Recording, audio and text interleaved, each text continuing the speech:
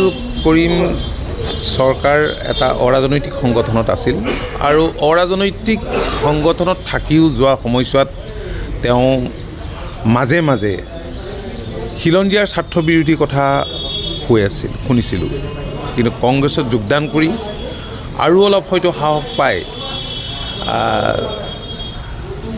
শিৱসাগৰো ধুবুৰীৰ দৰে কৰাৰ কথা যিটো কৈছে এইটো নিতান্তই অতি নিন্দনীয়।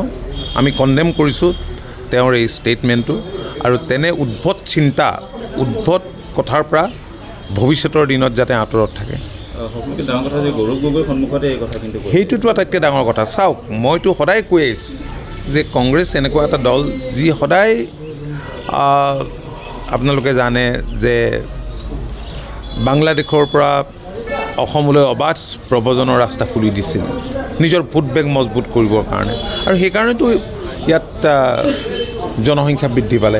অৱশ্যে অসম চুক্তিমতেই 1971 পিছত যিসকল বংগমূলীয় লোক আছে সেইসকল অসমত থাকিবই, তাৰ পাছৰখিনি যাব লাগিব।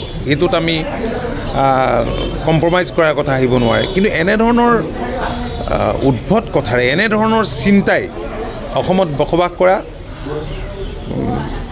যি খিলঞ্জীয়া মানুহ আছে নিশ্চিতভাৱে সংঘাতৰ সৃষ্টি কৰিব। গৌৰৱ গগৈ বাংলাদেশী ইলেকশ্যনৰ আগত বাংলাদেশীৰ আগ্ৰাসনৰ যিটো ব্যৱস্থা সেইটোৰ কাৰণে চেষ্টা কৰি আছে নেকি আচলতে? সেইটো গৌৰৱ গগৈয়ে জানিব, কাৰণ জইন কৰাৰ দিনাই এজন ব্যক্তিয়ে কংগ্ৰেছ হৈয়ে যি মন্তব্য দিলে গগৈ ডাঙৰীয়াৰ সন্মুখত, এইটো অলপ লক্ষণীয় দিশ। গৌৰৱ গগৈ কিন্তু ৰেজাল্ট কৰ্মী চৰকাৰৰ পক্ষহে লৈছে, যিটো ৰাইজে এইবিলাক অবজাৰ্ভ কৰি আছে। ৰাইজে নিশ্চয় সিদ্ধান্ত ল'ব, নিৰ্বাচন যিহেতু একেবাৰে সমাগত। ঠিক আছে।